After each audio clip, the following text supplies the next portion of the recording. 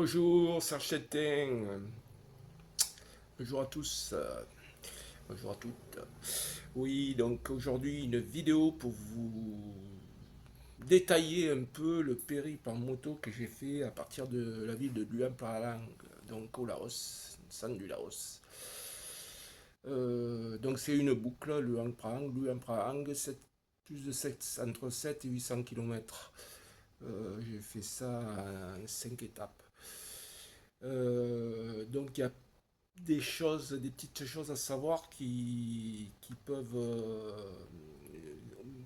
gâcher le voyage si on ne les connaît pas, quoi, ces petites astuces, tout simplement, quoi.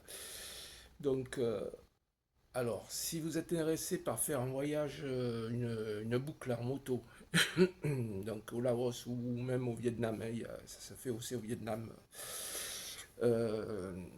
Donc, il faut prendre connaissance un peu de plusieurs paramètres, à savoir je pense que de France, vous pouvez étudier votre périple, votre trajet. Donc ça se fait sur carte, sur Google Maps ou map.me, je crois, c'est ça, ouais. Donc là, vous avez les altitudes, vous avez les kilométrages, les villes, les guest house où vous pouvez dormir, les restaurants. Donc tout n'est pas marqué sur Google Maps, hein, que vous apercevrez au cours de la balade qu'il y a des établissements qui ne sont pas référencés, ça c'est normal. Donc ça, ouais, première étape, faites de France d'où vous êtes, vous faites votre trip euh, et vous pouvez calculer les étapes, savoir combien de jours, voilà, combien de temps vous voulez mettre, le budget que vous voulez consacrer. Voilà, donc la période, pour la meilleure période, c'est entre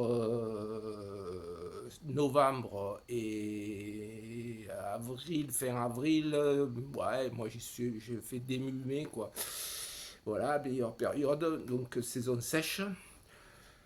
Vu l'état des routes, les routes sont toutes cabossées avec des nids de poules en très mauvais état. Du coup, là, il faut prévoir, bien sûr, un équipement adapté. Donc, ça va jouer sur le temps de conduite qui va être réduit parce que c'est usant de conduire sans arrêt en regardant la route, en évitant. Le jeu, c'est d'éviter les nids de poules. Donc, c'est une attention de tous les instants, quoi. Il vous faut votre vigilance est mise à l'épreuve tout le temps, quoi. Euh, donc ça, c'est assez fatigant. Alors après, ça dépend évidemment de votre niveau en moto, si vous êtes un expert ou si vous êtes et votre âge aussi surtout. La moto en elle-même, donc, si vous êtes seul sur la moto, si vous êtes à deux sur la moto, ça change aussi pas mal les choses. La charge, si vous avez beaucoup de sacs, donc tout ça, ça se calcule, quoi. À savoir que c'est pas la peine de se charger comme des bourricots, quoi. Il faut avoir le strict minimum. Euh, pour 7 jours, enfin, je prends mon modèle, mon exemple 7 jours, quoi. Bon, après 15 jours, ça fait vraiment beaucoup en moto. Sur ces routes-là, je parle, hein. Sur ces routes-là, je pense que 10 jours maxis. Donc, peut-être un ou deux pantalons, un haut. Vous pouvez conduire en t-shirt ou un blouson léger, c'est chaud quand même, il fait une température assez bon on est souvent en chaleur, en sueur. Donc il y a ça, surtout un imperméable, même si c'est la saison sèche, vous prenez un imperméable. Des chaussures adaptées quand même, hein. Moi je préconise peut-être des Rangers parce que si vous faites vous voulez faire du trek, ben vous pouvez assimiler les deux, quoi, marche à pied et moto. Donc voilà. Bon, le casque, on vous le fournira sur place, c'est pas la peine de s'encombrer avec ça. Des lunettes de soleil. Voilà à peu près ce qu'il faut. Des gants aussi, oui, des gants, c'est ça, des gants. Voilà. Ensuite, pour la moto en elle-même, donc moi je l'ai fait sur une 150 cm3. Euh, c'est une espèce de CFR Honda là, mais voilà, en 150, donc c'est une fabrication chinoise. Moi j'ai loué ça dans une location de moto de Louan-Prahan, qui a très bien marché. La moto a très bien marché. Donc lui, il offrait, bon, en fait c'est inclus dans le pack, une assistance par téléphone, donc pas jour et nuit, mais enfin, je l'ai appelé à deux reprises et il a répondu tout de suite, quoi. Voilà, donc il m'a fourni deux chambres à air parce que les tailles utilisent une espèce de motocycle, enfin une mobilette à vitesse là, mais voilà, donc ils ont, dès qu'on sort un peu des modèles traditionnels, ils ont plus les chambres à air qu'il faut. Je parle dans la montagne, hein, si vous crevez dans la montagne. Voilà. Par contre, ils sont très bons réparateurs et ils arrivent à faire des choses extraordinaires. Donc, il y a ça. Aussi, je préconise, il faut vraiment bien arrimer les bagages parce qu'il m'est arrivé à deux reprises, j'en avais marre de remettre tout dans les sacs. Alors, bon, toujours mettre les choses à la même place dans les sacs pour être plus rapide pour les prendre, quoi, gagner du temps.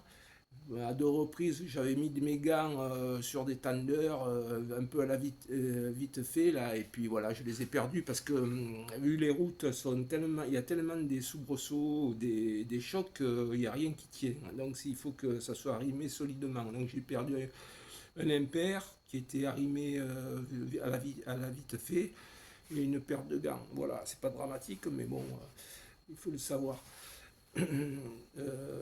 Bon, après, voilà, sur la montoine elle-même, normalement, si c'est un bon loueur, il a checké, vous pouvez partir tranquille, quoi.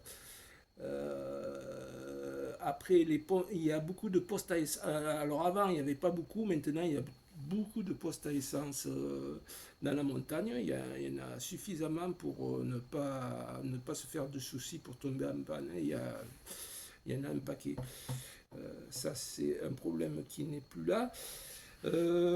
Quoi dire d'autre? Donc après, sur la conduite en elle-même, bah, bien sûr, il y a les problèmes sont bon, l'état de la route. Parfois la pluie, si c'est saison des pluies, mais enfin saison sèche, ça peut arriver aussi. Il y a aussi des animaux qui traversent, donc soit des chiens errants qui vous courent après, soit des vaches qui sont habituées à divaguer sur la route et donc il faut faire quand même attention. Des fois il y a des éboulis de terre aussi ou de pluie ou de gros rochers.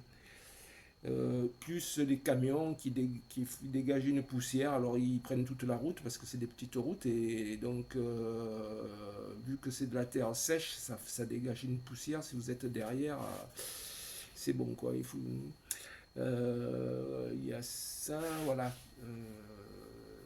Après, au niveau, comme je vous ai dit, au niveau c'est à vous de faire votre circuit, mais au niveau du coucher, normalement, il y a pas, j'ai fait en saison basse, mais moi j'ai trouvé toujours de la place sans réserver. Donc, dans la montagne, ils ne sont pas référencés sur Booking ou sur Agoda.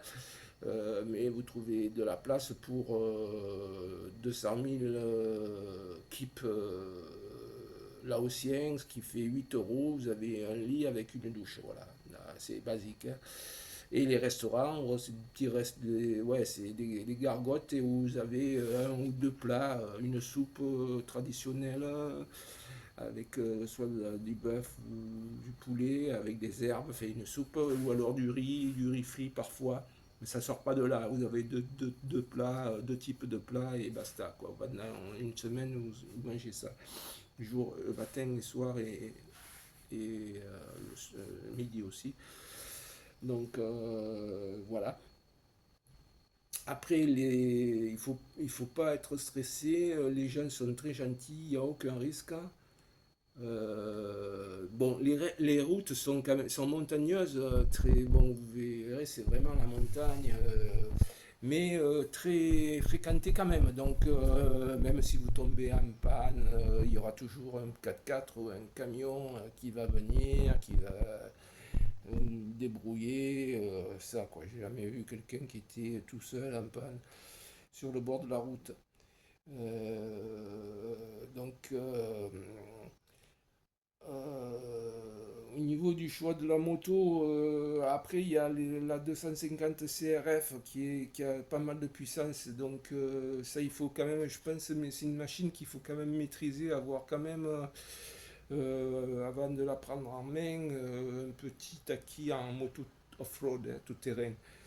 Euh, voilà. Après, je, le gars qui m'a loué avait toutes sortes de marques. Il avait des Himalayas de Royal Enfield, ça c'est très bien. Alors, quand on est deux personnes, je pense que l'Himalayan elle est mieux quoi qu'une CRF. Mais après, à voir quoi sur le terrain. J'ai pas testé une Himalayan sur le terrain. Bien que des fois j'ai ouvert les gaz, j'en avais marre de rouler au ralenti. Dès que je pouvais, je ouvrais les gaz. Donc, après, donc ce qu'il faut faire ou ne pas faire, c'est quand il y a de la boue, j'ai remarqué que si on roulait doucement, on avait plus de chances de tomber. C'est-à-dire ça, c'était glissant quoi, donc ça partait dans tous les sens. Que si on arrivait avec une bonne vitesse d'inertie, on passait plus facilement. Mais encore faut-il maîtriser la moto, quoi. Voilà, c'est pas pareil quand c'est de la tôle ondulée. Des fois, en roulant un peu plus vite, on perçoit peut-être un peu moins les chocs et les à-coups. Les spécialistes du tout-terrain pourront dire ce qu'ils en pensent sur les manières d'aborder de la tôle ondulée, etc. Quoi. Euh, voilà. Après, il faut se mettre, c'est parfois se